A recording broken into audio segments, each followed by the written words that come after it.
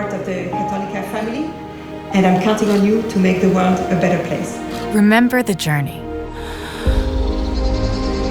The decisive moments that define you, that change you, and make you grow.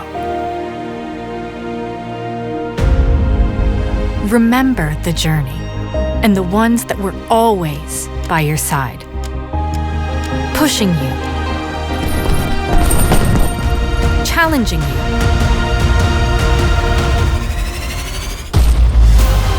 caring for you. Remember the journey and take the leap.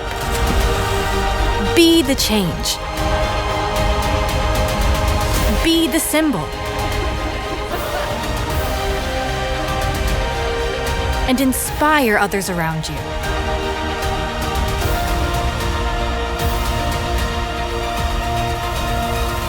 Remember the journey and keep moving forward.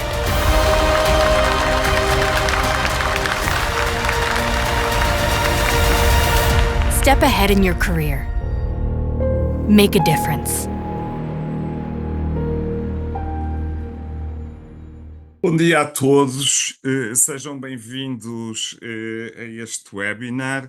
É um gosto ver aqui muitas caras já nossas conhecidas. Eu hoje queria, em primeiro lugar, agradecer muito ao nosso orador, ao professor Ricardo Fortes da Costa, a disponibilidade dele para tratar este tema da inteligência artificial nos recursos humanos. Eu acho que é um tema de grande agenda, já está-se a gerar uma enorme expectativa em torno do potencial da inteligência artificial. Ele vai dizer-nos, dar-nos a opinião dele. Pode não ser consensual, esperemos que até que não seja, mas é normal e queria de facto agradecer-lhe muito e falar-vos um pouco, em primeiro lugar, apresentá-lo, não é? O professor Ricardo Fortes da Costa é psicólogo de formação, é doutorado em Psicologia do Trabalho, tem a sua vertente académica e tem vindo a lecionar desde há muitos anos aqui na Católica Lisbon os temas de recursos humanos e os temas daquilo que hoje se designa muito por power skills, portanto, tudo quanto é mais na área da liderança e da gestão das equipas, mas tem também uma longuíssima carreira de empresa. Ele recentemente foi partner da SDO, uma consultora de recursos humanos aqui em Lisboa, mas fez uma carreira que passou por empresas na área do IT, na área dos serviços financeiros, desde há muitos anos, portanto manteve sempre a sua carreira empresarial e ao mesmo tempo uma coisa que é provavelmente mais rara, mas mais valorizável, teve sempre uma dedicação muito grande à profissão no sentido de participar nas associações profissionais. Ele ainda hoje é vice-presidente da APG, da Associação Portuguesa de Gestores de Recursos Humanos, é autor de inúmeras publicações nas revistas da especialidade, é diretor da revista Pessoas, já foi de outras revistas na área e, portanto, tem aqui também digamos, um currículo de serviço em prol da comunidade dos gestores de recursos humanos, que acho que lhe dão uma autoridade muito grande para poder assumir posições polémicas junto de temas como aquele que nós vamos ouvir. O professor Ricardo Fortes da Costa coordena aqui um nosso programa de gestão estratégica de recursos humanos, que é um programa intensivo que nós realizamos durante uma semana aqui em Lisboa, uma vez por ano, e que tem sido de facto também uma oportunidade extraordinária para refrescamento e um espaço de debate de temas como este que nós vamos assistir. Eu não me alongo mais, quero agradecer a presença de todos vocês e agradecer muito mais uma vez ao nosso orador e passo-lhe a palavra. Ricardo. eh, vamos a Muito isto. obrigado, professor Filipe Inteligência artificial. Rafael. É isso mesmo, sim, Inteligência senhor. artificial agora a funcionar. Muito obrigado ao professor Filipe Rafael pelo convite e pela apresentação. E vamos então, agora neste webinar, falar um pouco sobre as múltiplas possibilidades que de facto nos traz a inteligência artificial. Eu vou tratar de, neste momento, partilhar aqui o meu ecrã e penso que todos estarão neste momento a ver a minha apresentação em tela cheia, correto? Muito bem, sim senhor. Ora bem, então, mais uma vez, bom dia a todos e sejam bem-vindos a este webinar, onde vamos ver até que ponto a função recursos humanos pode e deve ser reinventada, tendo em conta a emergência da inteligência artificial como, enfim, um novo ator no nosso contexto de trabalho. O professor Filipe Rafael já me apresentou e, portanto, eu serei breve aqui na minha apresentação, complementando o que o professor Filipe Rafael disse. De facto, são 36 anos de dedicação à minha atividade profissional, que é uma atividade desenvolvida em duas carreiras em paralelo, não é? Uma no mundo corporativo, onde de facto já trabalhei em muitas indústrias com variadíssimas responsabilidades. Hoje estou como partner de uma consultora de recursos humanos que se chama The Key Talent, mas no passado, de facto, já trabalhei nas áreas de consultoria, tecnologia, seguros, banca, enfim, muitas áreas, sempre na área da gestão de pessoas.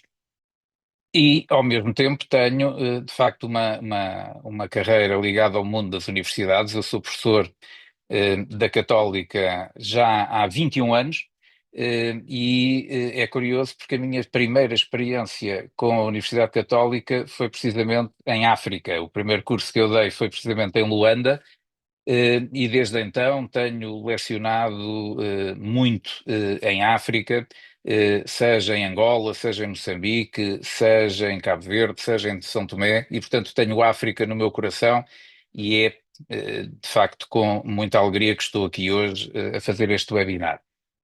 E depois sim, tenho outras atividades, nomeadamente a vida associativa, como vice-presidente da APG, e também a ligação ao mundo das publicações, através da direção da revista Pessoas, sendo que no passado também fui diretor da Recursos Humanos Magazine, durante mais de uma década, que também é uma revista ligada ao meu setor profissional.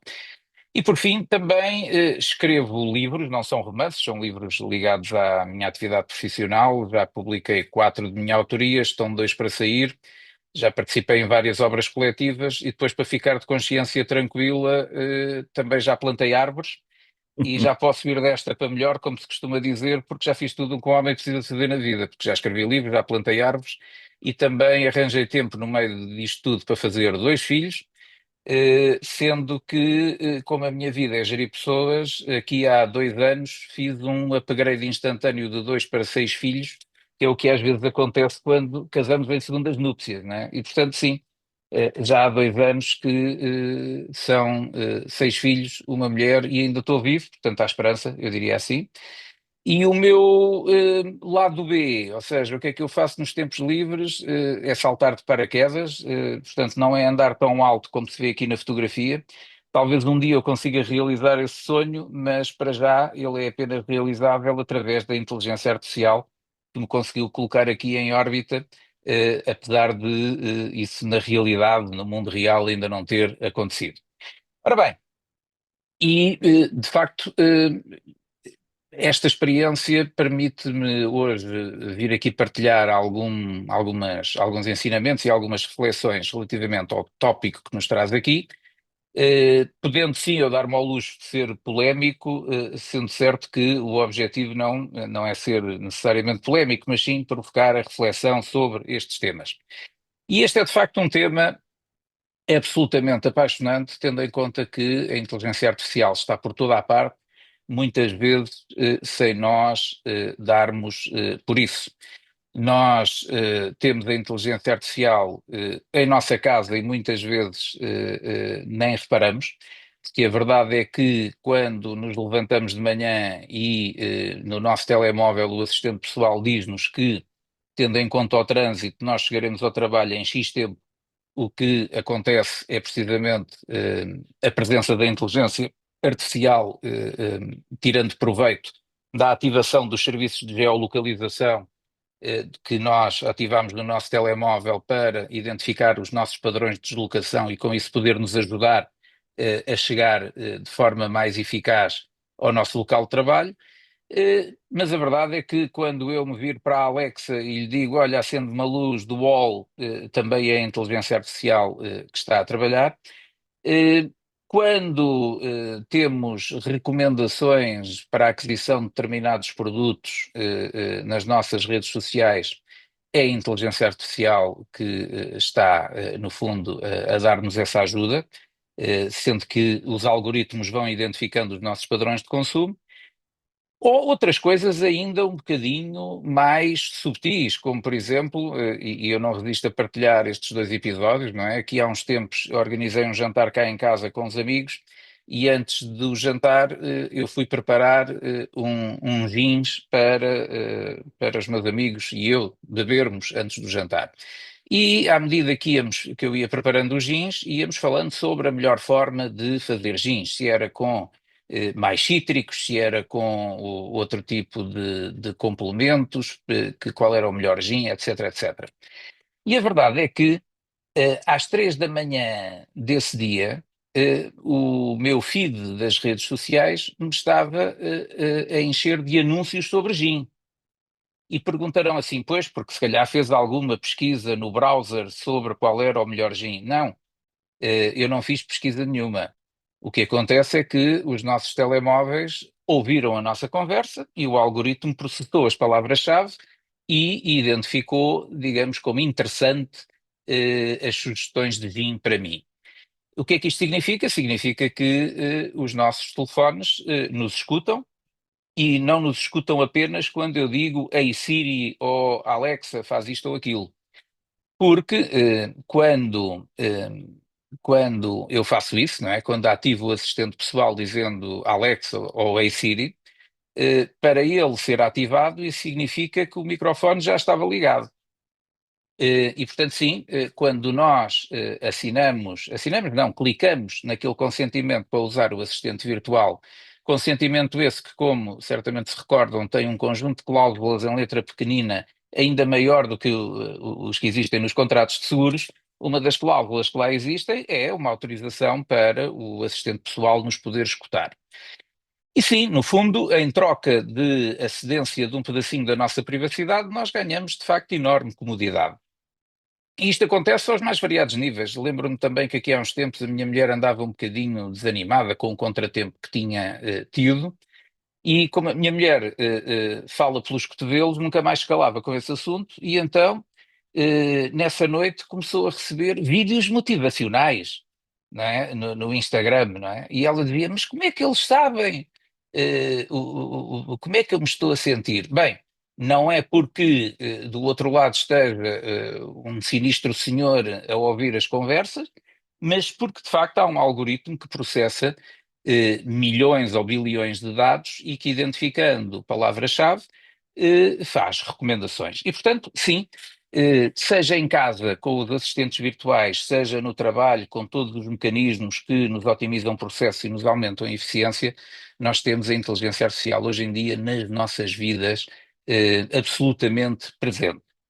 E a verdade é que, apesar disto parecer um bocadinho assustador, tem enormes potencialidades, porque a inteligência artificial permite-nos ter aquilo a que eu costumo chamar superpoderes. E um exemplo dos superpoderes que podemos ter é este que eu agora vou aqui partilhar convosco. Peço a vossa atenção agora durante 30 segundos. Karibu kwenye mtandao huu kuhusu akili bandia na rasilimali watu. Jina langu ni Ricardo Fortes da Costa na ni furaha tele kwamba ninazungumza nawe ili kushiriki nawe baadhi ya uwezekano mwingi ambao akili ya bandia huleta katika kazi yetu kama watendaji na wataalamu wa rasilimali watu. Mojawapo ni kwamba tunaweza kuwa polyglot kweli. Hapa nazungumza na wewe kwa Kiswahili ingawa sijui neno lolote la lugha hii nzuri. Na hii hufanyika kwa sababu sio mimi, lakini avatar yangu mwenyewe, nikizungumza nawe kwa lugha ambayo hata sijui. Karibu katika ulimwengu wa kuvutia wa akili ya bandia. Quem diria que nós poderíamos falar qualquer língua que quiséssemos com este grau de eficácia? Sim, o que estamos aqui a ver é uma demonstração daquilo que hoje em dia a inteligência artificial consegue fazer. Este vídeo que viram, em que não sou eu que estou aqui, é a construção de uma imagem com este grau de fidelidade feita por um algoritmo, foi feita através da gravação de 30 segundos de imagem minha. Sim, o fundo que vêem aí atrás é de facto a minha casa, e naturalmente que isto é uma réplica da minha pessoa, como podem ver pela minha imagem projetada agora em tempo real no Zoom. Mas essa gravação foi uma gravação em que eu não disse nada disto, mas depois, imputando o texto no programa que faz isto, o programa pega neste padrão de imagem e conjuga o texto e, replicando as minhas expressões, que também no fundo são padrões, consegue, no fundo, criar aqui uma reprodução virtual do que seria eu a falar, neste caso Swahili, passando esta mensagem. E curiosamente, nós estamos a falar de algo que é pura matemática, ou seja, a inteligência artificial reconhece um conjunto de pixels como um padrão, identifica-os seguindo instruções minhas como sendo eu e segue depois instruções minhas sobre o que há de fazer com isto para criar novos padrões de imagem, o que nos leva a infinitas possibilidades. Eu, por exemplo, poderei dar aulas em qualquer língua para qualquer ponto do mundo com recurso a este tipo de ferramenta. A única coisa que não posso fazer é dar a aula em tempo real, porque se estiver a falar em Swahili com o público e me fizerem uma pergunta, depois não consigo responder em Swahili. Ainda não chegamos a esse ponto. Mas, de facto, isto permite-nos fazer coisas que seriam inimagináveis há muito pouco tempo, permitindo aumentar aquilo que é o nosso potencial de criação e de produtividade. Também nos traz desafios, como é evidente, porque a partir do momento que isto acontece, qualquer coisa que nós vejamos no mundo digital pode não ser verdade. E, portanto, isto requer cada vez mais de nós um espírito crítico e uma capacidade de filtrar a informação, que depende de nós humanos, porque naturalmente a inteligência artificial, como eu costumo dizer, ainda é mais artificial do que inteligente, e o espírito crítico ainda é uma capacidade reservada aos seres humanos. E, de facto, para clarificarmos aqui conceitos, temos de ter presente isto. A inteligência artificial é um programa, ou é como um programa de computador, ou seja, ela é desenhada através de algoritmos para aprender e tentar replicar o pensamento humano, mas ela não tem consciência própria. Portanto, no fundo, o que nós estamos a falar é de matemática pura, ou seja, a observação de padrões nos dados, para depois poder gerar alguma coisa ou tomar decisões. E a grande responsabilidade que os humanos têm com uma ferramenta destas é precisamente garantir que a inteligência artificial se desenvolve da maneira certa. Uma grande referência minha, que também é docente na Católica, que é o professor Luís Caeiro, disse-me há muitos anos relativamente a outro tópico, uma frase que eu acho que é lapidar. Ele dizia assim: o problema não está nas ferramentas, mas sim no uso que os humanos dão a essas mesmas ferramentas. E, portanto, sim, só para vos dar um exemplo de até que ponto é importante a intervenção dos humanos combinada com a inteligência artificial, deixem-me partilhar-vos que, por exemplo, quando a inteligência artificial começou a ser usada para acelerar e otimizar os processos de recrutamento na Amazon, aconteceu um primeiro fenómeno curioso, que era a inteligência artificial apenas selecionava como bons candidatos homens. E, portanto, a inteligência artificial estava a criar, digamos, um viés de discriminação por género, não porque lhe tivessem dito recruta só homens, mas porque o primeiro lote de dados que foi dado para o algoritmo trabalhar com um vasto conjunto de milhares de candidatos tinha predominantemente, em termos de candidatos, candidatos homens. O que significa que o algoritmo, olhando para aquele padrão e para a sua distribuição estatística, considerou que era uma opção predominante e válida dar, digamos, primazia ao género masculino. O que é que isto significa? Que a qualidade dos dados que nós damos para a inteligência artificial trabalhar vai determinar a qualidade depois da produção dos outputs do algoritmo. E, portanto, sim, como eu dizia, a inteligência artificial ainda é mais artificial do que inteligente e, acima de tudo, o que proporciona é um enorme poder de computação ao tratamento de milhares ou milhões de dados.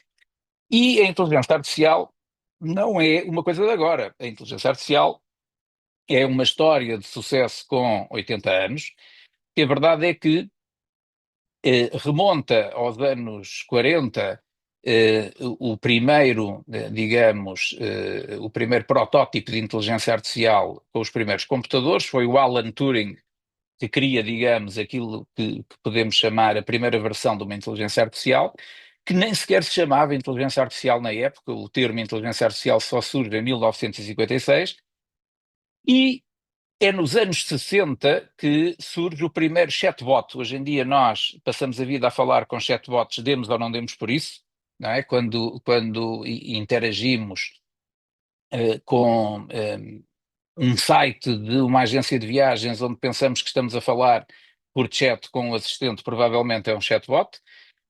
Mas sim, isso não é uma coisa recente. O primeiro chatbot foi criado nos anos 60, obviamente que não com o grau de eficácia com que hoje eles operam. E a partir de 2013 surgem de facto então todo um conjunto de tecnologias e soluções de inteligência artificial que começam a transformar a nossa interação com a tecnologia, sendo que nos últimos 2 anos há de facto uma explosão, um crescimento exponencial a partir do momento que a OpenAI decidiu fazer uma coisa absolutamente revolucionária, que foi abrir de forma livre o acesso ao ChatGPT, permitindo que o algoritmo interagisse com bilhões de pessoas todos os dias, absorvendo uma quantidade absolutamente inimaginável de dados, o que acelerou de forma exponencial a aprendizagem do algoritmo com essas interações. E sim, a partir daí todo um admirável mundo novo se foi abrindo. Temos vários exemplos no cotidiano do que hoje em dia a inteligência artificial faz por nós. Dois dos mais corriqueiros são precisamente a experiência na Amazon, quando nos recomenda produtos de forma aparentemente inteligente. No fundo, o algoritmo detecta os nossos padrões de consumo e antecipa o que possa ser, digamos, as nossas preferências, sendo que, naturalmente, a decisão final do consumo cabe sempre aos humanos. Mas também quando nós assistimos numa plataforma de streaming como a Netflix a uma série e dizemos que gostamos dessa série, a partir daí começamos a receber recomendações de outras séries ou de outros filmes e começa a haver um conjunto de sugestões personalizadas que mais não são, mais uma vez, do que um algoritmo a interpretar o nosso comportamento na plataforma de streaming de forma a conseguir proporcionar-nos uma experiência cada vez mais rica. Dentro daquilo a que nós chamamos de inteligência artificial, há todo um conjunto de conceitos que importa dominarmos, até porque vamos passar a ouvi-los cada vez mais. A inteligência artificial em si, lá está, é tudo o que representa a simulação de uma inteligência humana por máquinas, suportada por machine learning, que é, no fundo, um subconjunto da inteligência artificial que permite que os sistemas aprendam e melhorem com a experiência sem que haja um programador a dar instruções. É a capacidade, no fundo, do algoritmo interpretar os inputs que os utilizadores vão dando.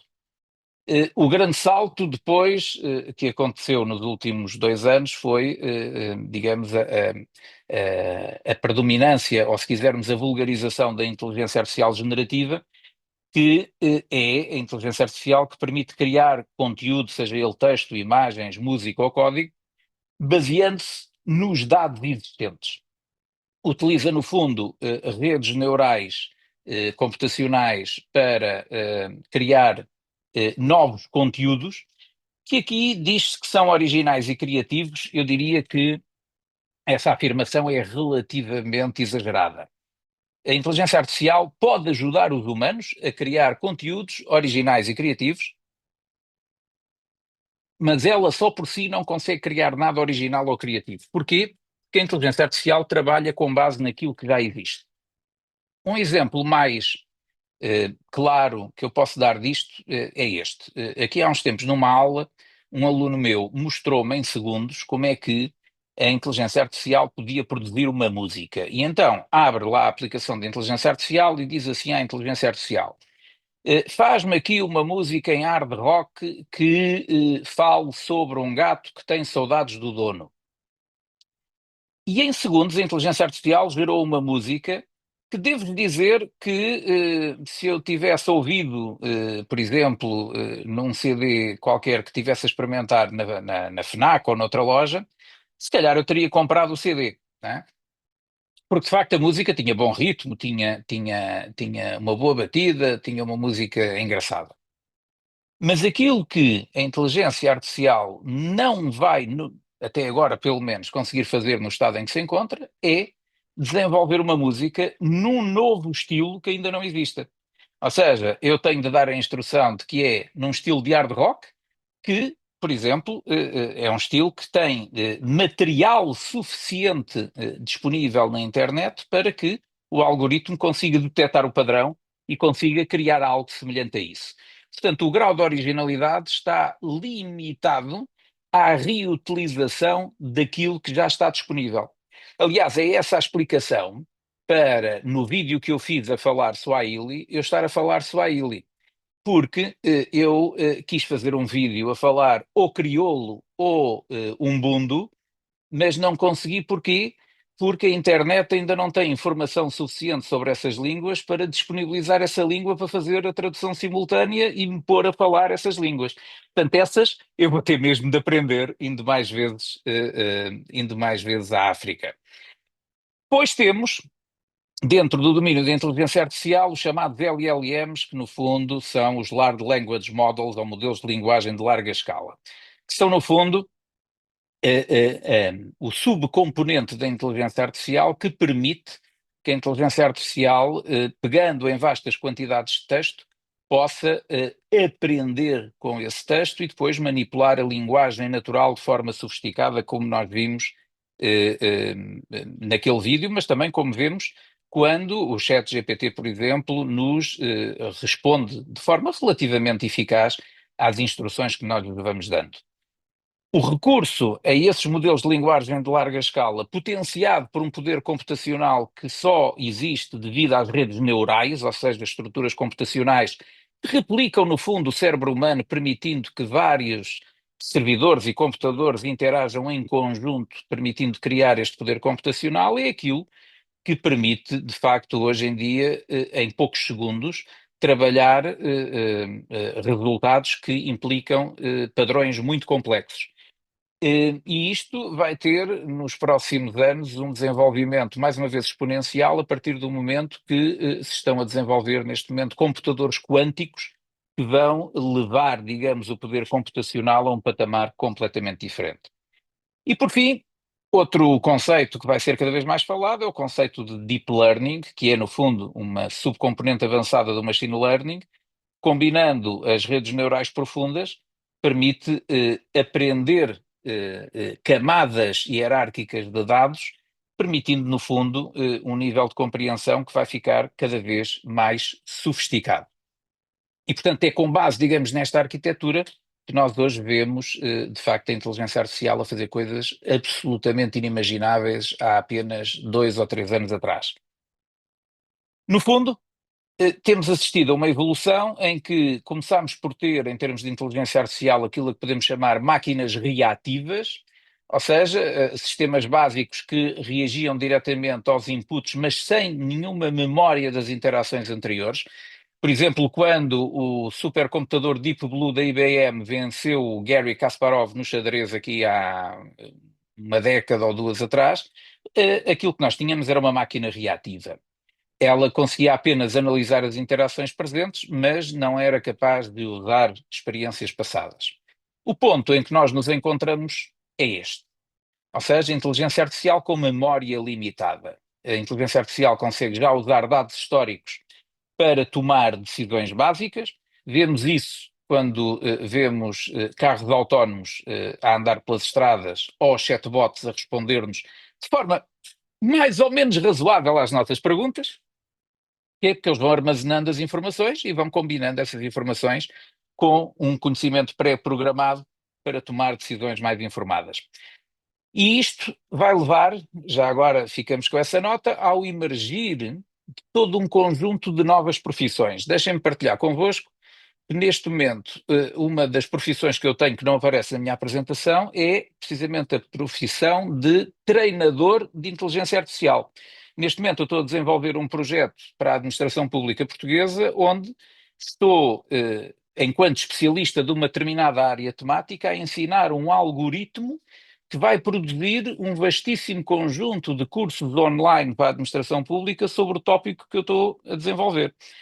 Eu não estou a fazer o curso, mas eu estou a ensinar o algoritmo a fazer melhor aquele curso. Okay?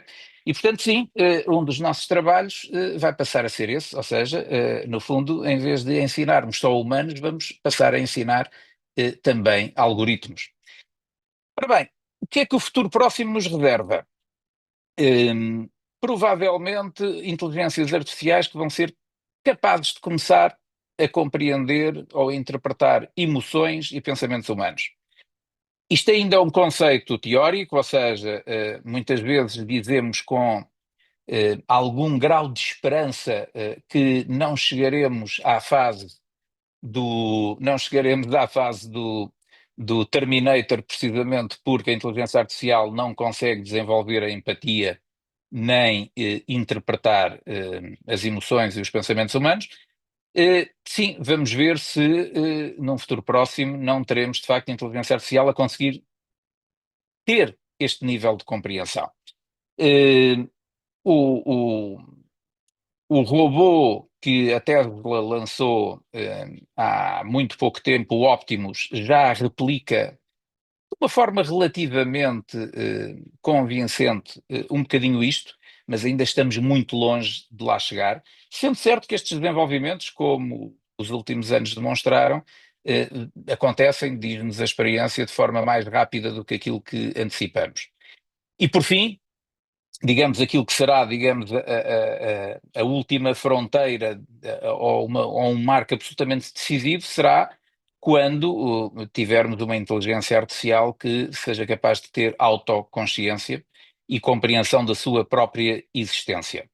E aí sim, o grande desafio é como é que nós desenvolvemos uma inteligência artificial que tenha um quadro de referência ético que lhe permita interagir com os humanos de uma forma que seja sustentável.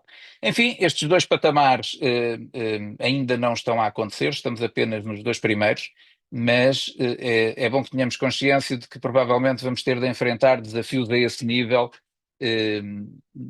num futuro que é um futuro que ainda vamos assistir claramente. Ora bem, a inteligência artificial e a automação combinadas permitem-nos hoje em dia fazer coisas extraordinárias, nomeadamente em termos de ganhos de eficácia.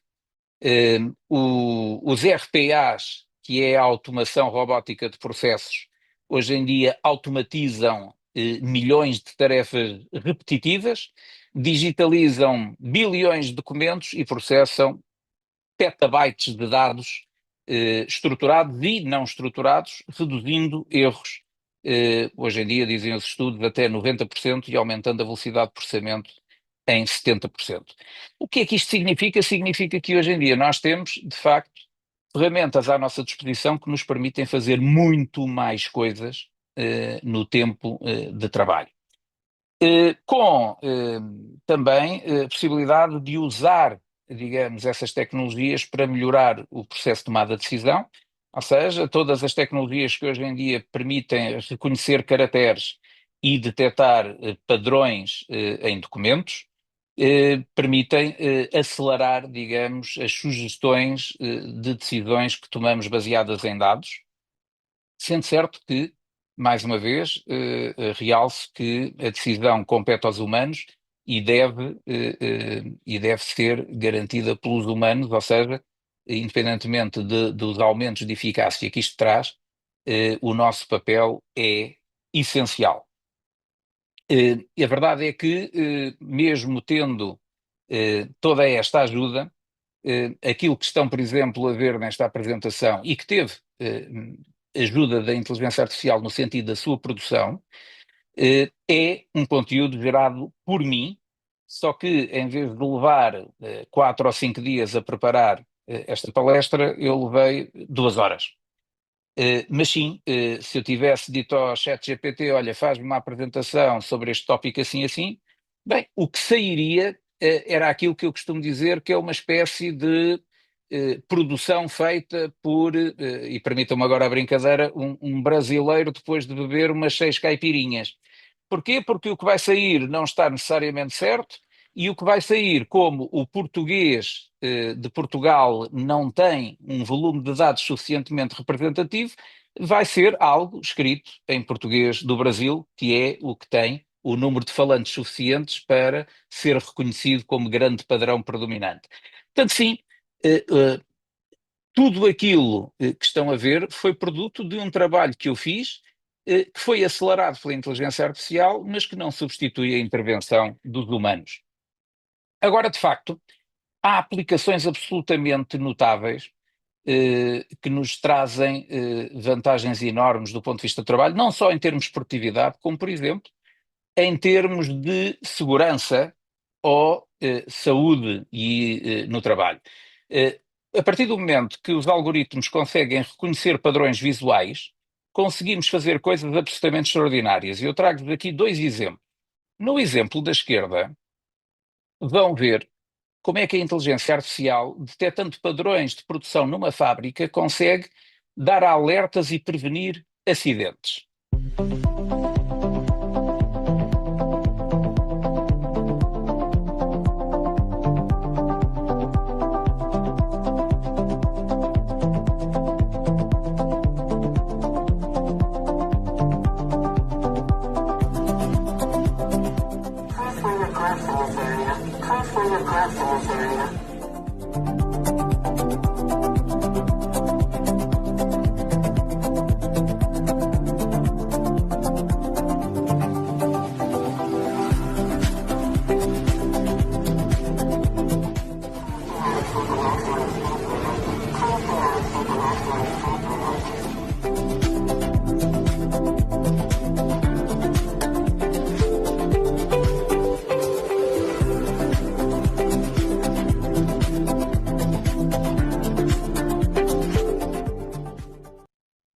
Este é um exemplo que eu considero que é muito rico, porque não só não mostra como o reconhecimento dos padrões visuais permite, em tempo real, monitorizar ao mesmo tempo uma fábrica inteira, detectando situações onde a proximidade de um objeto em deslocação pode levar a um acidente e permite avisar o trabalhador que se deve afastar dessa máquina ou que a máquina deve parar para deixar passar o trabalhador. Como por outro lado, como foi mencionado no próprio vídeo, isto já tem incorporado também os cuidados que são necessários quando usamos inteligência artificial no âmbito dos recursos humanos. Porque uma das coisas que foi mencionada neste vídeo é que estes dados são processados, mas garantido sempre o anonimato dos trabalhadores, ou seja, ele dá os avisos às pessoas, mas não registra a identidade da pessoa precisamente para garantir a privacidade dos dados pessoais, por exemplo, que é um dos grandes desafios que nós temos no âmbito dos recursos humanos, é garantir que respeitamos toda a legislação de proteção de dados pessoais. No segundo exemplo, o exemplo da direita, vamos ver como uma aplicação de inteligência artificial ajuda a detectar riscos de lesões durante o decurso de uma atividade também em contexto fabril, identificando posturas de risco e a pressão que essas posturas trazem, por exemplo, às cervicais.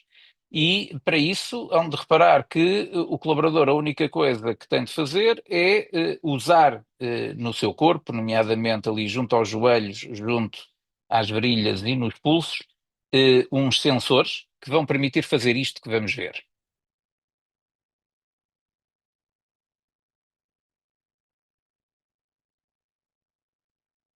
Mais uma vez, como é óbvio, o que nós estamos a ver é, digamos, produto da realidade aumentada que é vista num monitor, porque obviamente que aquela coisa que aparece ali atrás do colaborador, do trabalhador, não está lá de facto, mas permite monitorizar todos estes sensores que vão detectando posturas de risco e que permitem depois a este trabalhador ajustar a sua postura durante o trabalho. Portanto, sim, mais dois exemplos do que a inteligência artificial nos pode e nos já está a trazer, porque isto são exemplos reais de coisas que já estão a acontecer. Foi? Ora bem, naturalmente que neste momento, e feita uma panorâmica de todo um conjunto de possibilidades que a inteligência artificial traz, surge a típica questão que é, bem, mas isto também tem um problema que é vai-nos tirar o emprego. Não, não nos vai tirar o emprego. Aliás, esta discussão é, no mínimo, tão velha quanto a primeira grande ruptura, digamos assim, no mundo do trabalho que a Revolução Industrial trouxe. E já nessa altura, quando o processo produtivo foi automatizado através de máquinas a vapor, à época, aquilo que aconteceu, sim, foi que determinados trabalhos desapareceram e outros surgiram. E aquilo que a história nos prova é que os novos empregos que surgem são muito mais ricos e interessantes, digamos assim, do que os que desaparecem. E, portanto, sim, a inteligência artificial não nos vai tirar o emprego. Agora, uma coisa é certa: alguém que saiba usar a inteligência artificial no trabalho que nós fazemos, provavelmente vai nos tirar o emprego. Portanto, o grande desafio não é tentar acabar com a inteligência artificial, mas é tentar que o uso da inteligência artificial nos permita tornar melhores profissionais, mais produtivos, mais criativos e com capacidade de criar mais valor. Como vimos, a inteligência artificial generativa permite criar novos conteúdos, texto, imagens e áudio, e a verdade é que provavelmente todos vós já a estão a usar, não é? Com certeza que a maioria de vós usa ou o Claude, ou o ChatGPT, ou o Copilot, ou o Gemini, e se não estão a usar, muito rapidamente vão começar a usar, porque ele está a ficar embebido nas nossas ferramentas de produtividade, permitindo, de facto, fazer coisas como responder a e-mails mais depressa, classificar os e-mails de uma forma mais eficaz, produzir uma apresentação muito mais rapidamente, analisar um conjunto de dados também de forma mais rápida, acabar com aquilo que se chama a síndrome da página em branco, ou seja, quando nós temos que produzir uma apresentação ou um relatório e temos alguma dificuldade em saber como começar, muitas vezes um prompt feito no ChatGPT ajuda-nos a ter uma estrutura em cima da qual depois trabalhar a nossa apresentação ou o nosso relatório. Portanto, sim, as possibilidades são muito vastas do ponto de vista daquilo que nós podemos fazer já hoje em dia no nosso dia-a-dia de trabalho. Levando, de facto, a uma revolução que o Bill Gates classificou como provavelmente o avanço mais importante na tecnologia desde que foi criado a interface gráfica do utilizador, que foi quando nós passámos dos computadores com ecrã preto e letras âmbar ou verde e instruções no MS-DOS a computadores que têm janelas e interagem com o rato e a seleção das janelas e a abertura dos programas. Isso é que é a interface gráfica do utilizador. Nós estamos habituados desde o final dos anos 80 até hoje e que continua a ser, digamos, o ambiente que nós usamos nos nossos computadores. Portanto, sim, é talvez, provavelmente, a ruptura ou a disrupção mais significativa desde essa altura, o que explica os investimentos massivos que empresas como a Accenture, enfim, qualquer uma das Big Four tem feito nesta área.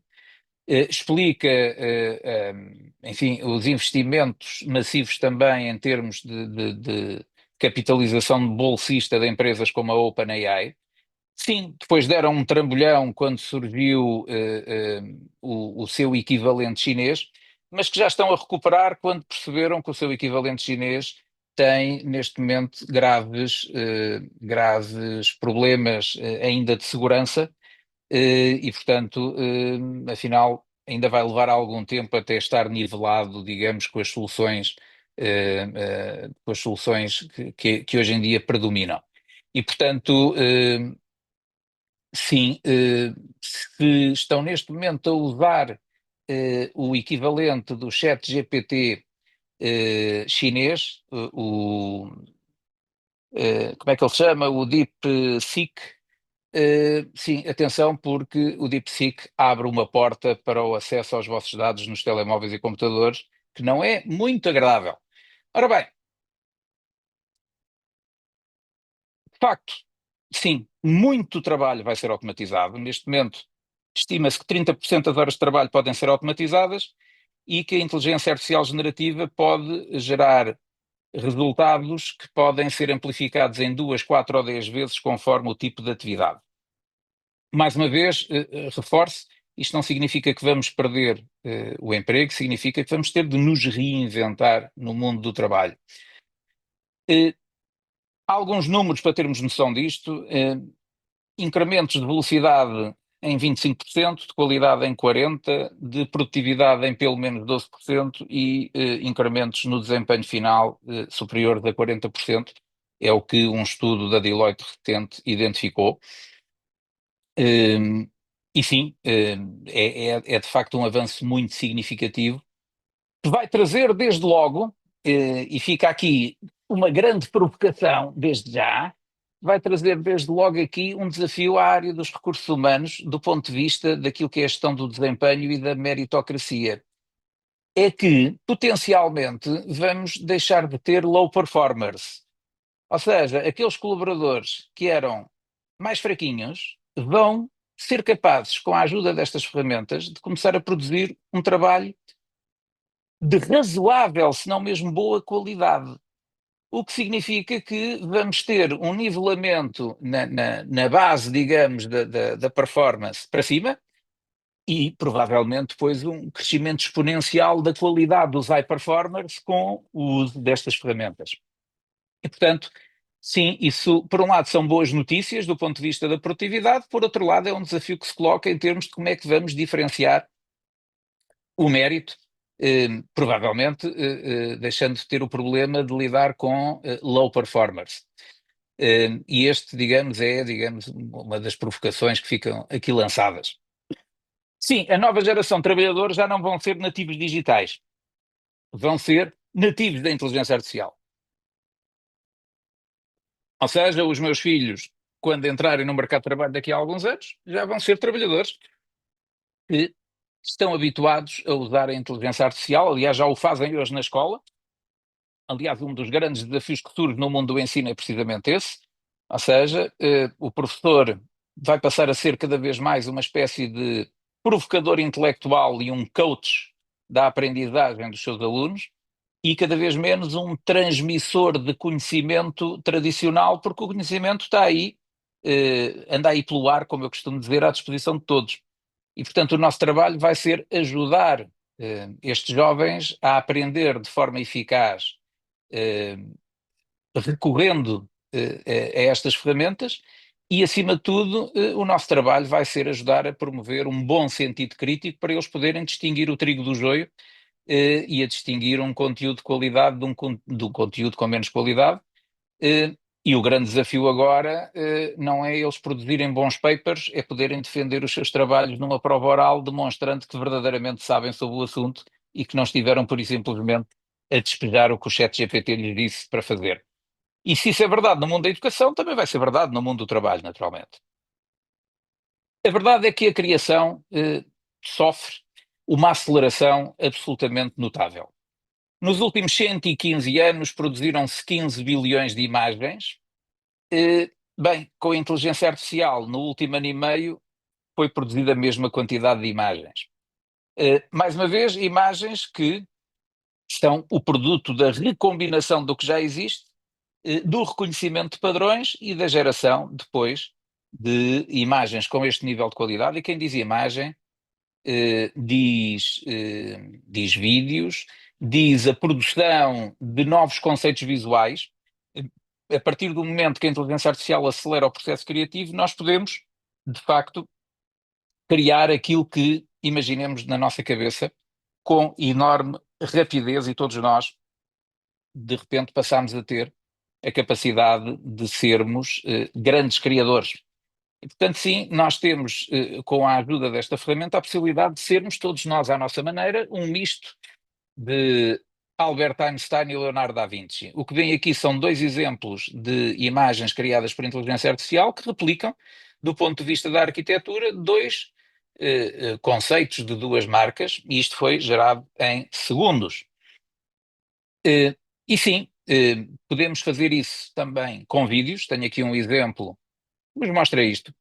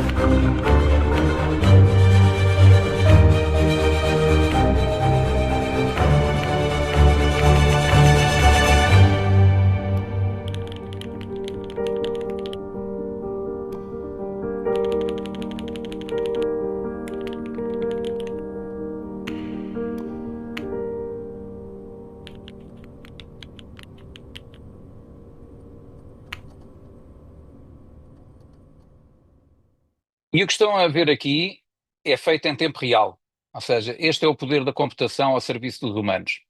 O vídeo em que me viram a falar Swahili foi produzido em 5 minutos. E isto é, digamos, a constatação de uma coisa tão simples quanto isto. Neste momento, todos podemos ser cineastas. Obviamente que o filme que produzirmos pode ser muito bonito, mas será sempre uma porcaria se não tivermos, obviamente, a capacidade de imaginar um bom script e ter um sentido estético minimamente apurado. Mais uma vez, há toda uma camada que são os humanos que geram, porque a inteligência artificial apenas faz aquilo que nós lhe dermos instruções para fazer. A verdade é que, por exemplo, ao nível da programação, isto é uma autêntica revolução também. Hoje em dia, o trabalho de codificar ou de programar leva a que todos os engenheiros informáticos consigam ter uma velocidade na produção do software, teve incrementos quase de 60% na sua velocidade de produção. Porquê? Porque, sim, hoje em dia, sendo capazes de dar instruções à inteligência artificial para usar um determinado código de programação para produzir um determinado tipo de output, a velocidade com que essa programação é feita, sem o risco de haver erros de digitação do programador, são, de facto, imensas. E, portanto, sim, mesmo ao nível das áreas de tecnologias de informação, a inteligência artificial está a produzir uma verdadeira revolução. O que é que isto significa? Significa que trabalhadores com ferramentas digitais vão ser capazes de se dedicar a fazer trabalhos verdadeiramente humanos. O que é que isto significa? Significa que, por exemplo, um profissional de recursos humanos vai ficar liberto de todo um conjunto de trabalho administrativo que tenderá a ser substituído pela automação e pela inteligência artificial, e vai passar a poder dedicar o seu tempo àquilo que verdadeiramente acrescenta valor no trabalho de recursos humanos, que é interpretar as estratégias de negócio das suas organizações, definir políticas de gestão de pessoas que suportem essas estratégias, conhecer verdadeiramente as pessoas e apoiar os líderes das equipas para poderem fazer um trabalho de gestão de pessoas mais eficaz. E, portanto, pode estar totalmente concentrado naquilo a que podemos chamar a experiência do colaborador, em vez de estar a fazer 80% do trabalho administrativo e depois, nos 20% de tempo que lhe sobra, a tentar, de alguma forma, fazer estes trabalhos de elevado valor acrescentado. Portanto, isto são boas notícias para os profissionais de recursos humanos. E sim, há muitos trabalhos que vão ser substituídos até por um eu virtual. E vemos isso hoje em dia acontecer aos mais variados níveis, não é? A maioria das interações que eu hoje em dia tenho em contact centers estão com eus virtuais, mas depois vemos também estrelas de cinema a publicar conteúdos e a interagir com utilizadores, e não são as estrelas de cinema que podem interagir com tantos utilizadores ao mesmo tempo, em vendas. E sim, esse eu virtual pode chegar ao nível de replicar os humanos com este grau de fidelidade. Como é evidente, eu não estive em Marte e muito menos poderia estar em Marte sem capacete, não é? Mas sim, mas a inteligência artificial criou uma imagem relativamente credível de mim, e esta imagem poderia ser animada e poderia estar a ter interações relativamente básicas, mas eficazes, por exemplo, a responder a perguntas e a dúvidas. Muitos softwares de gestão de recursos humanos hoje em dia têm isso. Por exemplo, a maioria dos softwares de recursos humanos permitem hoje, quando se lançam campanhas de recrutamento e é preciso responder a dúvidas de candidatos, terem um chatbot que responde para aí a 80% das dúvidas que os candidatos colocam. E isso já hoje em dia acontece e com um grau de eficácia verdadeiramente impressionante. Portanto, em processos de recrutamento massivo, os eus virtuais já estão a fazer o seu trabalho de forma muito eficaz. Obviamente que os outros 20% são para aquelas questões que o algoritmo não consegue responder porque são demasiado específicas ou ainda não tiveram um treinador de algoritmos a dar-lhes o input necessário para poder dar essas respostas. E o que é que isto significa? Que o nosso futuro vai ser, de facto, diferente. Quer dizer, se a inteligência artificial pode completar os papéis em todas estas profissões, por que não também completar os nossos papéis? E isso, mais uma vez, realço, não são necessariamente más notícias.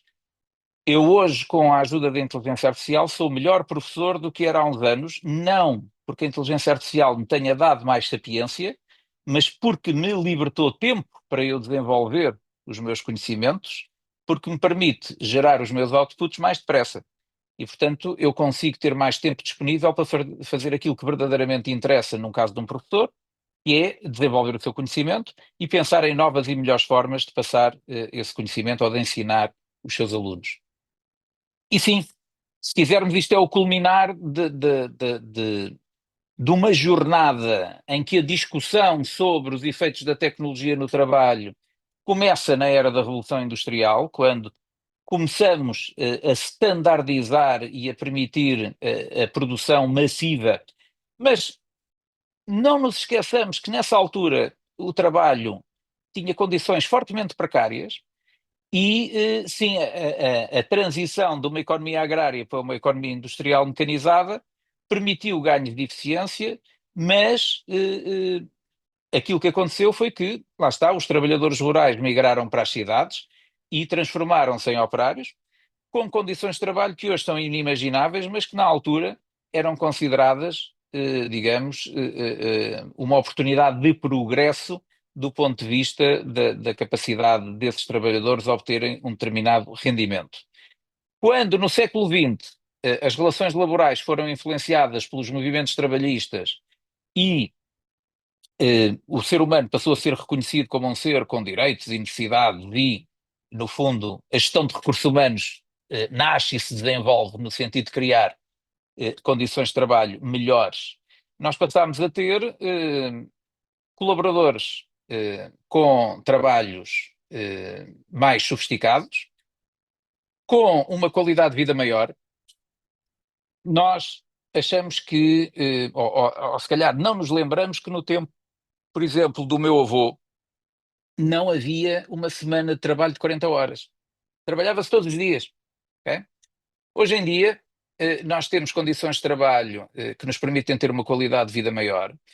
E permitam-me, já agora, mais uma provocação intelectual. O futuro próximo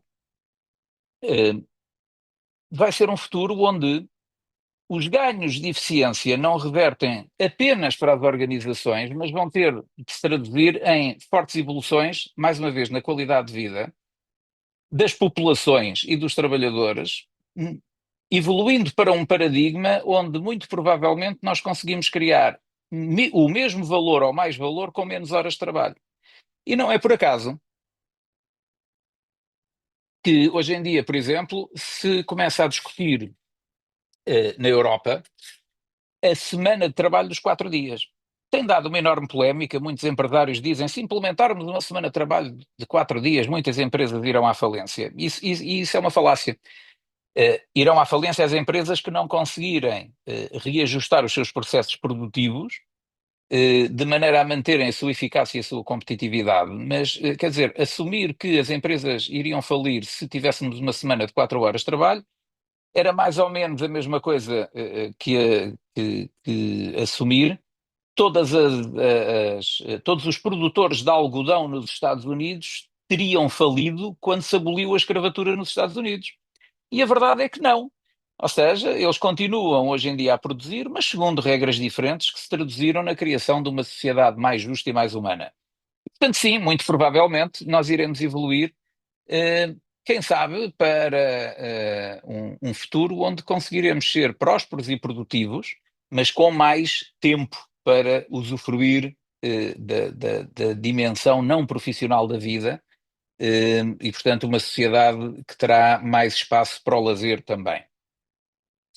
Na atualidade, temos uma gestão de pessoas que já está orientada para captar e atrair talento de uma forma estratégica, para desenvolver esse talento e apostar na capacitação, com mecanismos de avaliação e de feedback constantes que vão permitindo aos colaboradores trabalhar cada vez melhor e com um conjunto de estratégias inteligentes para promover a cultura e os valores e a motivação dos colaboradores. Aquilo que a inteligência artificial nos vai trazer é a possibilidade de investirmos cada vez mais nestes eixos, mas com maior eficácia, digamos assim, e com insights mais certeiros. Imaginem o que é a possibilidade de eu conseguir antecipar que uma determinada medida que eu vou tomar pode impactar na motivação dos colaboradores com base na interpretação daquilo que são milhares de dados dos últimos inquéritos de satisfação feitos na última década. Ou seja, a capacidade de mineração de dados e de produzir, digamos, análises preditivas é uma das grandes possibilidades da inteligência artificial naquilo que vai ser a definição de políticas de recursos humanos. Ou seja, nós vamos conseguir ver com mais clareza os potenciais impactos na força de trabalho das decisões que vamos tomar.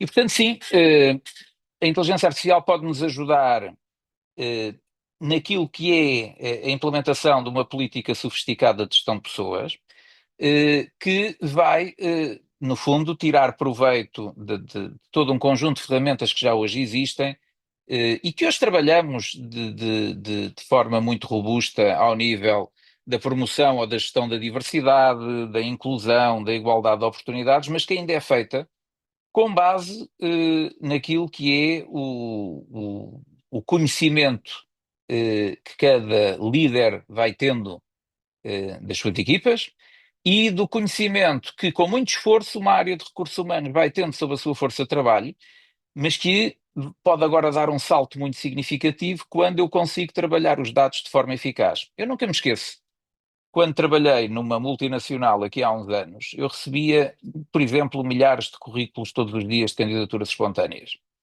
E a verdade é que essa riqueza de informação ia basicamente toda para o caixote de lixo. Não porque eu as deitasse fora, mas os currículos estavam todos arrumadinhos lá num folder. Mas quando eu tinha de analisar um a um, manualmente, esses currículos, a verdade é que eu não conseguia, em tempo útil, olhar para mais do que 10% da amostra.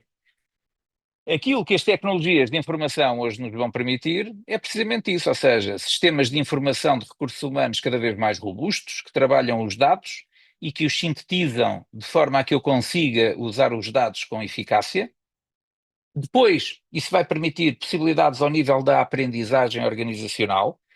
As plataformas de aprendizagem online vão ser cada vez mais personalizadas E, no fundo, o que vai acontecer é que cada colaborador vai ter quase que uma playlist de cursos ou módulos de aprendizagem, como hoje tem uma playlist no Spotify.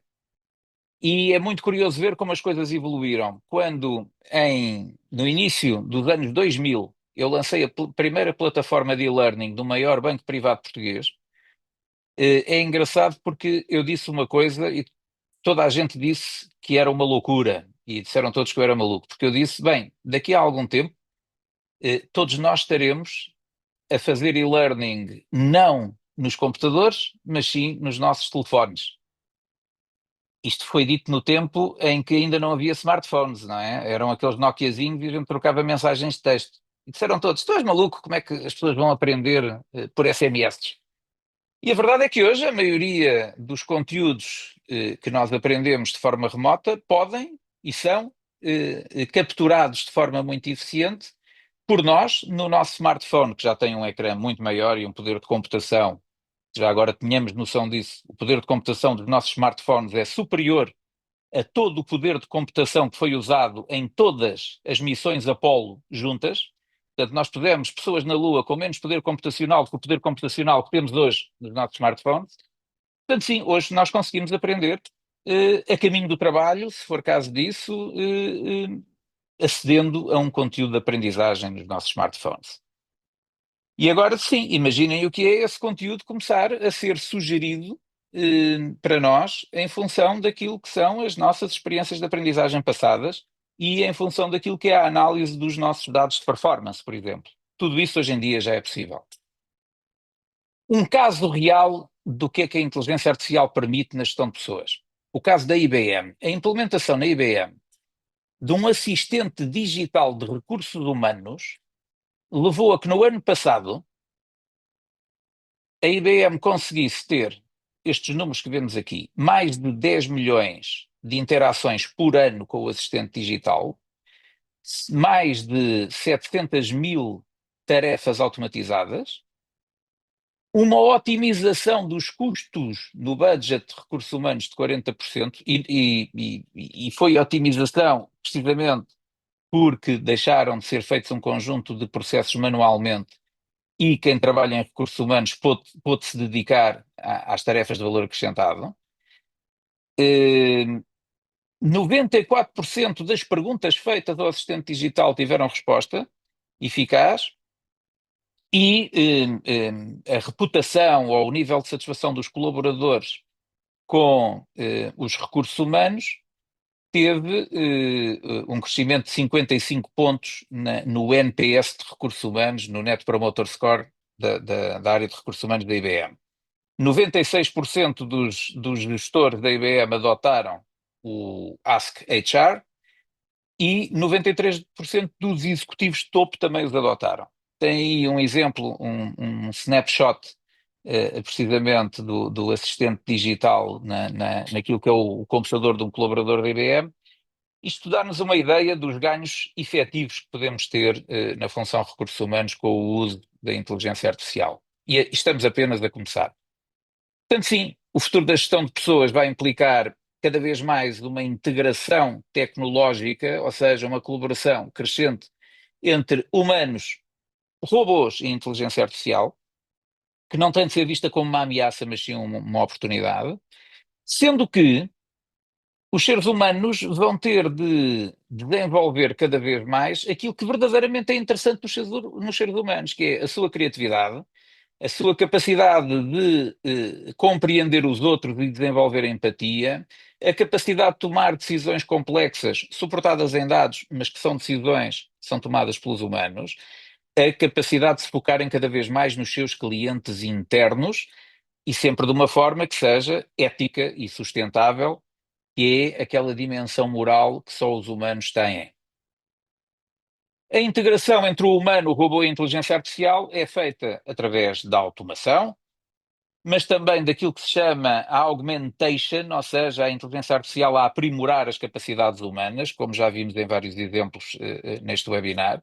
E depois, lá está, os humanos a desenvolver novas capacidades que não imaginariam que poderiam desenvolver e que têm todas a ver com aquilo que o professor Filipe Rafael falava das power skills. Naturalmente, tudo isto numa colaboração em equipas que vão ser verdadeiramente híbridas e não são híbridas apenas relativamente ao local de trabalho, vão ser híbridas relativamente à sua composição, ou seja, humanos e máquinas. E, portanto, sim, criatividade, adaptabilidade, inteligência emocional e pensamento crítico vão ser, digamos, as competências do futuro. Aliás, todos os relatórios do World Economic Forum sobre as competências do futuro dos últimos anos realçam cada vez mais este aspecto. Ou seja, aquilo que verdadeiramente nos vai distinguir são as power skills. As competências técnicas aprendem-se, desatualizam-se rapidamente, temos de nos manter atualizados. As competências humanas vão ser aquelas que verdadeiramente vão garantir que nós aplicamos de forma eficaz depois as competências técnicas aumentadas pelo poder da inteligência artificial. E sim, cada vez mais estas tendências vão se reforçar. Os últimos anos têm demonstrado isso. Trabalhar em espaços variáveis, devido às possibilidades que o trabalho remoto trouxe, aumentando o grau de flexibilidade do funcionamento das equipas, cada vez mais uma preocupação com o bem-estar e, portanto, temas como a saúde mental e a saúde física dos colaboradores são temas cada vez mais discutidos hoje em dia e vão ser fatores de atração e retenção dos colaboradores.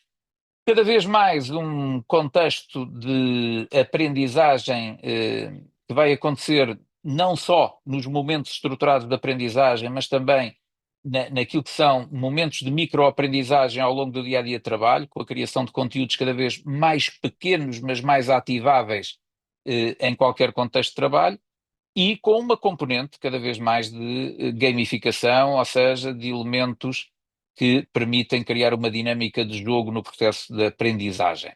Tudo isto são tendências que não são tendências do futuro, são tendências do presente e que no futuro terão seguramente cada vez mais expressão, tendo em conta a forma como têm evoluído nos últimos anos.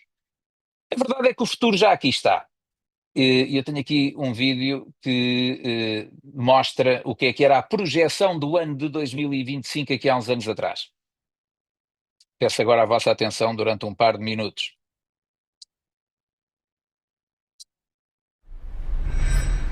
Sometime in the near future.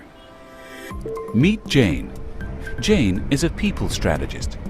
She is an expert in motivational psychology, lifestyle management, and talent matching. She's married with a daughter and a full-time freelancer solving problems for various companies on a project basis. Meet Warren. Warren is Jane's 24/7 friend. No matter who Jane works for, Warren is always there to help. He not only consumes professional data to help Jane complete her projects, but he also tracks her personal data to help her make better decisions. Together, Jane and Warren make a formidable team. Jane brings creativity, strategy, and empathy to the relationship, while Warren gathers, cleans, and analyzes data. He makes recommendations based on known objectives and is also capable of making adjustments based on conversations with Jane. Excuse me for interrupting, but Jane, I have some good news. It must be good news, Warren. What is it? It is indeed good news. A 9-month job offer just landed in your email box from Acme. I just wanted to let you know that I'll gather the usual company background details as well as the relevant data for the work you've been hired to do, but I don't want to ruin dinner. Not at all. Do you have everything I need to hit the ground running? Yes, I have connected to all of their databases, and all of the necessary information has been added to your personal computing device. Boarding, Warren. What's my day look like? Here's your morning digest. In the afternoon, you're scheduled for back-to-back meetings from 1 till 4 p.m, so be sure to have an energizing lunch. Great.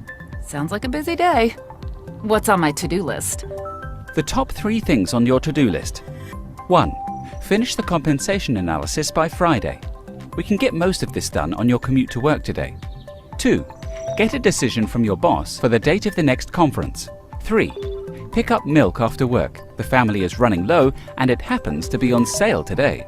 Please delegate the milk to Ethan. No problem. The commute today will be about 20 minutes based on traffic. Would you like to do 10 minutes of work now that will set you up for your first meeting? Sure. Please bring up the data sheet that you assembled for me.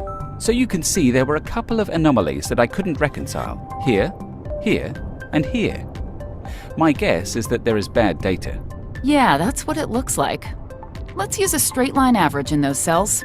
It doesn't look like it will affect the outcome for our purposes. Great. I wasn't sure on the precision needed for the exercise. In that case, I recommend that you keep Acme's lifestyle bonus package the same for the next calendar year. Thanks. Great suggestion. I think that'll work, even with some of the cultural changes that the company is currently experiencing. Always happy to help.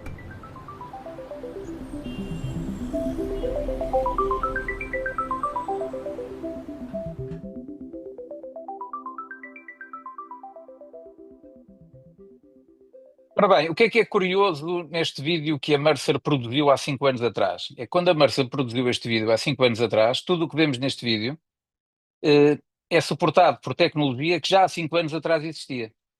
Portanto, sim, tudo o que aqui vemos é possível de acontecer e está a acontecer neste momento. E, portanto, sim, não estamos longe do futuro que aqui está projetado e que, no fundo, mostra aquilo que seria, digamos, a função recursos humanos suportada pela tecnologia. E, portanto, sim, uma equipa de trabalho, ou uma força de trabalho híbrida, vai ter equipas mistas, com humanos e máquinas, vai ter de garantir o uso responsável da tecnologia e vai ter de garantir, qual é o grande desafio que os recursos humanos vão ter nos próximos anos? O reskilling. Porque, obviamente, que aqui não se trata de despedir pessoas, trata-se de requalificar pessoas para que elas possam fazer o seu trabalho de forma mais eficaz. E, portanto, este, digamos, que é o grande desafio que a função recursos humanos enfrenta no futuro, aliado depois, digamos, a desafios que têm no topo a privacidade dos dados e depois o well-being e também a diversidade geracional e lá está a obsolescência de competências, ou seja, como é que a tecnologia vai ajudar a que os colaboradores possam ter mecanismos de aprendizagem que lhes permitam reinventar-se a eles próprios de maneira a produzirem resultados cada vez melhores, aprendendo a lidar com estas tecnologias que estão, felizmente, cada vez mais intuitivas. Ora bem, isso vai trazer na função recursos humanos também o surgimento de novas funções. E eu aqui projeto, digamos, uma função que oficialmente ainda não surgiu, mas que eu acredito que vai surgir, que é de People Digital Officer. Ou seja, vai ter de existir nas equipas de recursos humanos profissionais que vão ser profissionais que têm como missão garantir a integração do digital na gestão das pessoas e na experiência do colaborador.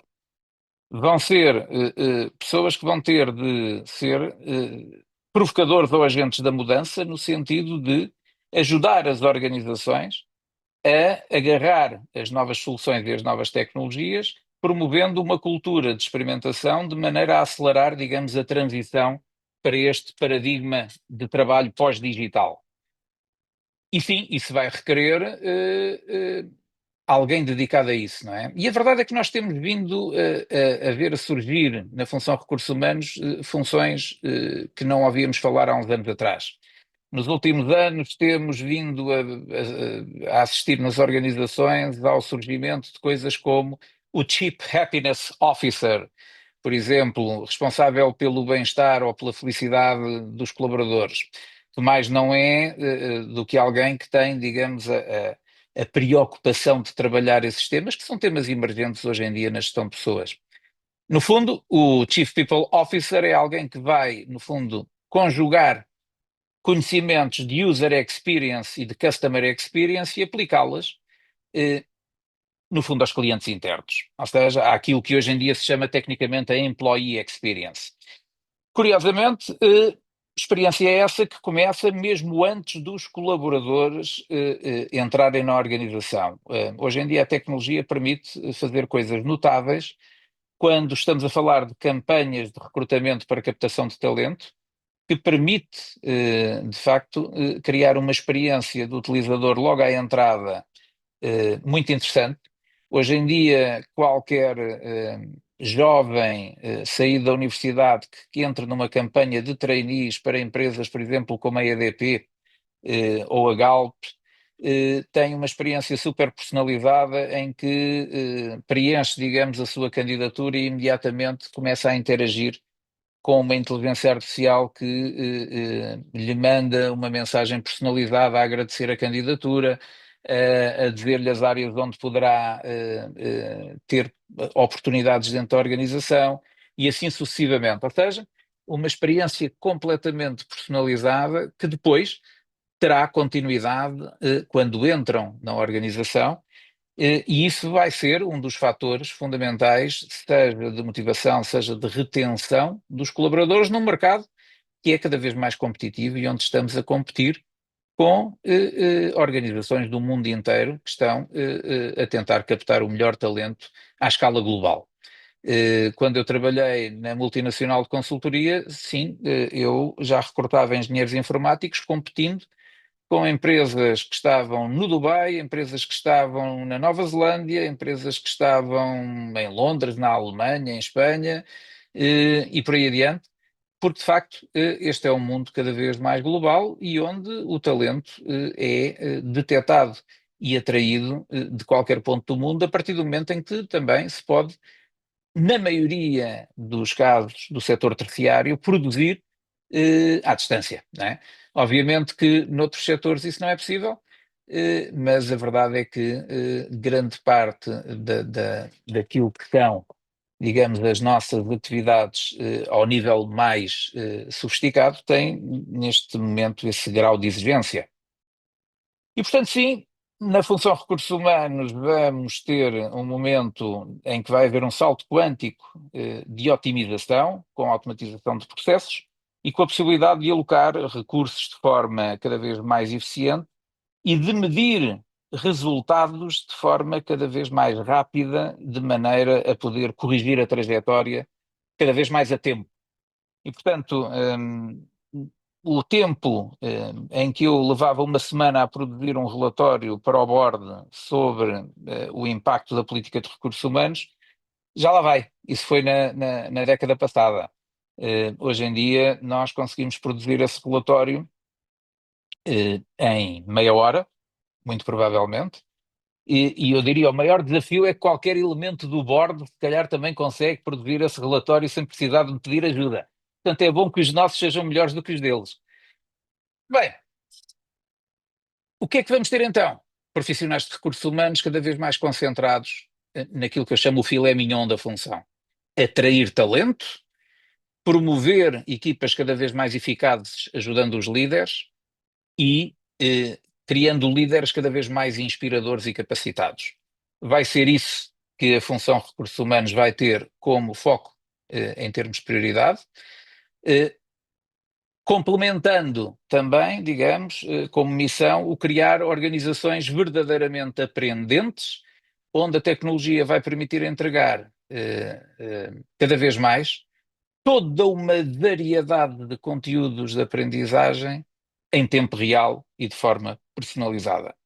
E, portanto, sim, já lá vai o tempo em que eu levava semanas a produzir um plano de formação. Não, o plano de formação hoje em dia vai estar atualizado praticamente todos os dias. E, portanto, sim, as possibilidades de criar forças de trabalho cada vez mais encantadas com a experiência do colaborador será cada vez maior, se soubermos usar inteligentemente a tecnologia para reinventar a função recursos humanos. E, portanto, a gestão de pessoas não tem um futuro negro, não, tem um futuro radiante, em que, desde que sejamos capazes de evoluir continuamente e colocar, digamos, o nosso foco na componente mais estratégica de gestão de pessoas, de forma a termos forças de trabalho cada vez mais capacitadas e valorizadas, pois estaremos a colocar a gestão de pessoas à mesa dos boards das nossas organizações, ou seja, estaremos a colocar a gestão de pessoas no topo da cadeia de valor. Ora bem, e o desafio que eu vos deixo é, vamos experimentar usar de facto a inteligência artificial de uma forma que nos permita acrescentar valor nas nossas funções. E um dos segredos para isso é a partilha. E, portanto, eu não poderia deixar de partilhar convosco as ferramentas que usei. O vídeo em que me viram a falar Swahili foi produzido com uma ferramenta fantástica que se chama Synthesia. Depois foi legendado com outra ferramenta fantástica chamada Capuing. Foi capaz de legendar um vídeo em Swahili com legendas depois em português, praticamente sem erros. A apresentação que viram foi turbinada por uma solução de inteligência artificial chamada Gamma, e os conteúdos foram acelerados em termos de produção por duas soluções de inteligência artificial, o Typing Mind e o ChatGPT, sendo que, obviamente, o verdadeiro produtor do conteúdo é o indivíduo que está ali à direita, que sou eu, que nunca estive naquela biblioteca, mas mais uma vez a inteligência artificial conseguiu pôr-me num sítio que eu imaginei, não é? Pronto.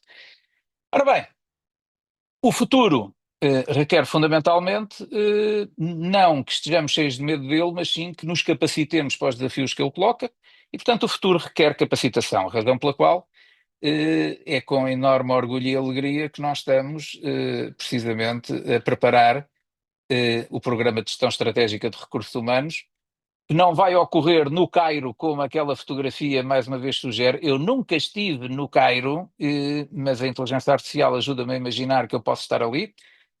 Mas sim, vamos trazer-vos durante uma semana intensiva a Lisboa para vos proporcionar, espero eu, uma experiência de aprendizagem inesquecível e muito valiosa. Mas sobre isso eu dava a palavra ao professor Filipe Rafael para dar umas palavrinhas sobre o programa e fico disponível para responder a todas as questões que eventualmente queiram colocar. Obrigado, Ricardo. Obrigado Obrigado. pela excelente apresentação, um overview interessantíssimo, enfim, sobre o que é a inteligência artificial e depois este levantamento dos desafios para a função de recursos humanos. Eu devo dizer que aquilo que mais me impressionou foi claramente o caso IBM. Eu sei que um dos grandes problemas da área dos recursos humanos é o mal vistas que elas são internamente. Mas um NPS de 19%, epá, não é mau, é pior que miserável, não é? Quer dizer, portanto, acho que absolutamente impensável. Pronto, e o salto que o chatbot permitiu foi impressionante. Pronto, eu agora se calhar ia passar a palavra à Ana Lagoa, que está aqui connosco. A Ana é a manager deste programa de gestão estratégica de recursos humanos, em que de facto se trabalharão essencialmente os aspectos mais estratégicos da gestão de recursos humanos e claramente a integração da tecnologia e destas novas tecnologias é um aspecto estratégico primordial, tem de ser obviamente compaginado com muitos outros. A Ana tem estado atenta às perguntas dos nossos participantes. Passava agora a moderação para a Ana Lagoa. Obrigada, professor Filipe Rafael, obrigada, professor Ricardo Costa. Foi, de facto, uma apresentação muito provocadora, mas também, eu penso que muito clara de que é preciso realmente capacitar-nos e reinventar-nos nesta área. Temos aqui 3 questões. Eu diria que a primeira já foi respondida, ela foi colocada antes daqui da parte final da apresentação. Em que medida a inteligência artificial pode substituir o trabalho humano em RH e onde ela complementa melhor os profissionais da área? E eu penso que, de algum modo, se quiser só fazer assim uma resposta muito rápida e muito sintética, porque acho que, na verdade, já acabou por ser respondida. Sim, de qualquer forma, sim, tenho todo o gosto em desenvolver um bocadinho mais isso. Vamos lá ver. Dou-vos um exemplo prático. Grandes campanhas de recrutamento que hoje em dia são feitas em grandes multinacionais permitem, por exemplo, que eu defina um conjunto de critérios para fazer uma triagem curricular. Obviamente que esses critérios têm de ser feitos e definidos e acordados pelos humanos, ok? Ou seja, qual é o perfil de pessoas que nós queremos, o que é que são elementos eliminatórios numa primeira fase de triagem e o que é que são elementos que têm de ser avaliados depois numa segunda fase de provas, por exemplo. Esse trabalho tem de ser feito pelos humanos. A inteligência artificial não pode tomar decisões sozinha, até porque sem os inputs dos humanos não consegue fazer isso. Mas recebendo, digamos, esse conjunto de inputs, depois consegue trabalhar um elevado volume de dados, tradução, milhares e milhares de currículos, muito rapidamente. E consegue passá-los para a fase 2, por exemplo, que é a fase de provas. Na fase de provas, o que é que hoje em dia se consegue fazer? Coisas absolutamente notáveis. Durante a pandemia, por exemplo, nós, na empresa onde eu estou, conseguimos implementar processos de recrutamento onde os candidatos faziam um conjunto de provas online para testar um conjunto de capacidades, inclusive provas de grupo observadas por humanos, mas virtualmente, né, porque estávamos todos fechados em casa. E em função da apreciação desse painel de observadores, mais uma vez a inteligência artificial depois fazia a seriação, digamos assim, dos candidatos com base nos inputs desses observadores, mas o input era dado pelos observadores. Okay? O que é que isto significa? Que, mais uma vez, a existência de um conjunto de humanos que, de uma forma, por exemplo, colegial, formam uma opinião sobre um candidato é importante quando eles estão nessa fase de prova. O que não significa que haja um conjunto de provas, vamos imaginar inventários de personalidade, testes psicotécnicos, etc., que possa ser feito, obviamente, com recurso a essa automatização e os resultados são depois processados automaticamente. Mas lá está, qual é o segredo? É eu criar uma bateria de provas em que eu não me limite a confiar cegamente nos resultados que um algoritmo produz sem a apreciação dos humanos. Portanto, agora, os humanos, em vez de estarem a perder tempo a desenvolver todo um trabalho manual ou administrativo, vão estar concentrados naquilo que verdadeiramente interessa, porque o grande problema hoje em dia é, quando eu tinha, por exemplo, processos de recrutamento super intensivos na tecnológica onde trabalhei como diretor de recursos humanos, eu perdia tanto tempo com a parte administrativa dos processos que quando chegava, por exemplo, à altura das entrevistas, já estava de tal maneira exausto que se calhar as entrevistas não decorriam com o grau de atenção e cuidado que era desejável. Que eu tinha de fazer não sei quantas entrevistas de seguida e preencher um conjunto de papelada e ter de tratar de um conjunto de problemas burocráticos que hoje em dia, de facto, a tecnologia permite libertar-nos disso e concentrar-nos dessa parte. Portanto, sim, ou seja, a tecnologia vai nos libertar da parte menos interessante do trabalho de recursos humanos e concentrar-nos na parte onde verdadeiramente os humanos acrescentam valor e os profissionais de recursos humanos acrescentam valor. Pronto, e portanto, muito rapidamente, é esta, digamos, a forma de dar a resposta a essa pergunta. Ana, Obrigada, mais questões? doutor. Nesta linha daquilo que acabou agora de exemplificar, temos uma segunda questão. Quais são as implicações éticas do uso da inteligência artificial na triagem de currículos e entrevistas e se estes temas serão abordados no programa? Sim, naturalmente estes temas serão abordados no programa e são, de facto, um dos grandes desafios que estas novas tecnologias trazem à gestão de pessoas. Vamos lá ver. As questões éticas sempre foram, obviamente, uma das grandes preocupações na área de gestão de pessoas. Agora, continuam a ser, vão ter de ser trabalhadas de maneira diferente. O que é que isto significa? Por exemplo, significa que um trabalho novo que vai surgir é um trabalho de auditoria à qualidade dos dados que alimentam os algoritmos. Como vos dei o exemplo da Amazon, um algoritmo estava a criar um viés discriminatório relativamente ao género porque a qualidade dos dados iniciais com que começou a trabalhar não era correta. E, portanto, sim, em termos de recursos humanos, vai surgir todo um conjunto de atividades que têm a ver com, se quisermos, a validação ética do trabalho desenvolvido pela tecnologia. Curiosamente, vai ser potenciado pela própria tecnologia. Porquê? Porque vai ser através deste poder computacional que eu vou conseguir identificar padrões que podem ser representativos, por exemplo, de viés de discriminação. Aliás, foi assim que a Amazon detectou que havia um problema. Quando começa a observar grandes volumes de dados e começa a perceber, espera aí, mas só nos estão a recomendar homens porquê? Não é? Como é que eles trataram e identificaram esse padrão? Precisamente porque o poder computacional lhes permitiu detectar esse viés. E, portanto, sim, essa vai ser, digamos, uma das principais preocupações na área de recursos humanos, é como é que eu vou garantir que, de facto, o uso das ferramentas é um uso correto. Mas vamos lá ver, isso hoje em dia já é verdade, porque nós temos ferramentas menos potentes, mas em qualquer processo de recrutamento, nós temos a preocupação de garantir que não há um viés de discriminação. Um dos trabalhos de um diretor de recursos humanos em qualquer multinacional, por exemplo, passa por ser o último guardião da defesa da inclusão, da diversidade, do tratamento justo.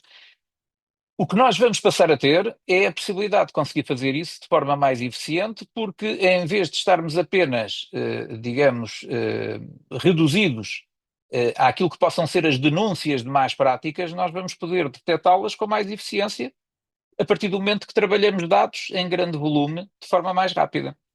Agora sim, é toda uma reinvenção que vamos ter de fazer na área de recursos humanos.